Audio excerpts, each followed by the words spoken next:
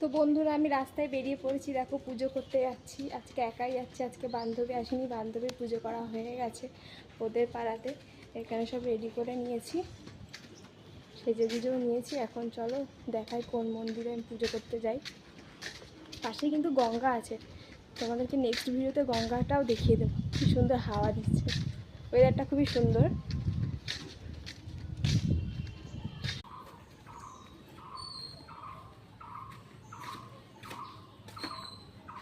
এই দেখো এখানে পুজো করতে চলে এসেছি। সবার পুজো মোটামুটি হয়ে গেছে, আমি মনে হয় শেষ।